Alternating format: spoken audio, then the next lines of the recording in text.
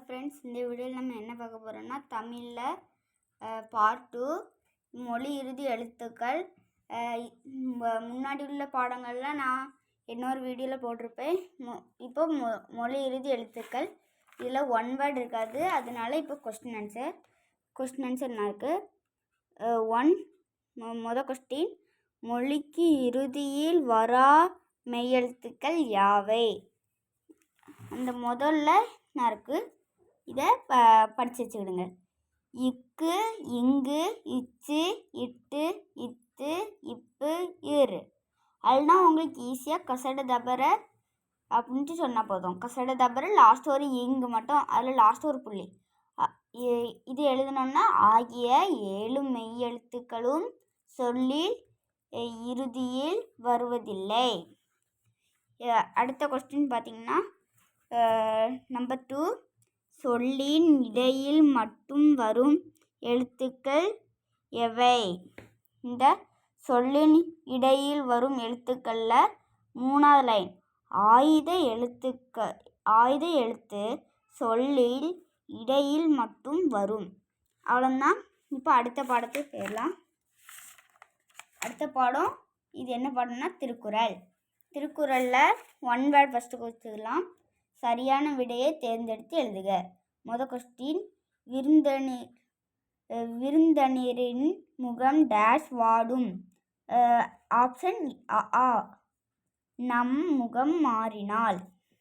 Second question, நிலையான செல்வம் dash ஊக்கம். 3வது உள்ளது.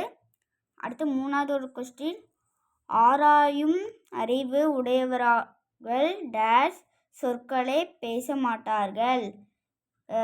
பண்பராத. ஆப்ஷன் இ. 4வது ஒன்று, பொருளுடைமை என்னும் சொல்லை பிரித்து எழுத கிடைப்பது பொருள் கூட்டல் உடைமை. உள்ளுவது கூட்டல் எல்லாம் என்பதனை சேர்த்து கிடைக்கும் சொல் உள்வதெல்லாம். லாஸ்ட்டு 6th, பயன் கூட்டல் இல்லா என்பதனை சேர்த்து கிடைக்கும் சொல் பயனில்லா. அடுத்த கொஸ்டின் ஆன்சர் போயிடலாம். கொஸ்டின் ஆன்சர் என்ன இருக்குது, குருவினா. இல்லை குருவினா மட்டும்தான் உண்டு. மொதல் கொஸ்டின், எப்படி உண்பது விரும்பத்தக்கது அன்று. அதில் நீங்கள் அந்த திருக்குறள் பாடம் வந்தோடனே அந்த விருந்தோம்பல் அப்படின்ட்டு ஒரு தலைப்பு இருக்கும். அதில் இந்த பொருளை மட்டும் மொதல் கொஸ்டின் ஆன்சர். அடுத்த 2வது எது தீமையானது? எது தீமையானது? கொஸ்டின் பேர் பார்த்துக்கிடுங்க. எது தீமையானது என்று வள்ளுவர் கூறுகின்றார். அதில்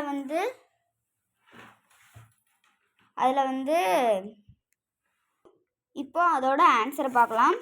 அதே திருக்குறள் பாடத்தில் அந்த கல்லமை அதில் இதுக்கு குறளில் அதோட பொருளில் ஃபஸ்ட்லேருந்து லாஸ்ட்லேருந்து குறிச்சிக்கிடுங்க. அடுத்து 3வது ஆக்கம் யாரிடம் வழி கேட்டு செல்லும். ஆக்கம் யார்கிட்ட வழி கேட்டு செல்லும்? ஊக்கமுடைமை. அதில் 2nd 6th குறளில் அதோட பொருள் அதை குறிச்சிக்கிடுங்க. அடுத்த நாம் 4வது, நாம் எத்தகைய சொற்களை பேச வேண்டும் என்று வள்ளுவர் கூறுகிறார். இதில் பயனில சொல்லாமை.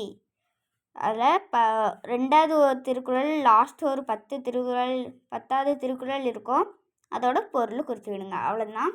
அடுத்த பாடம், இந்த பாடத்துக்கு பேர் நானிலை படைத்தவன்.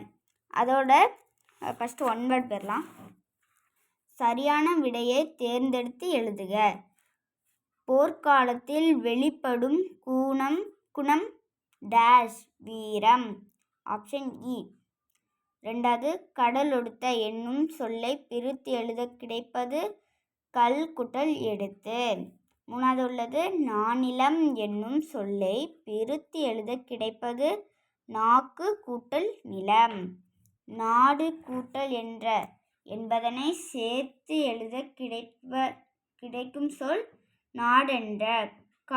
களம் கூட்டல் ஏரி என்பதனை சேர்த்து கிடைக்கும் சொல் களமேரி. இப்போ நம்ம குருவினா 1 பார்த்துடலாம். நாக்கு 4 குருவினா 4 நிலங்கள் என்பன யாவை.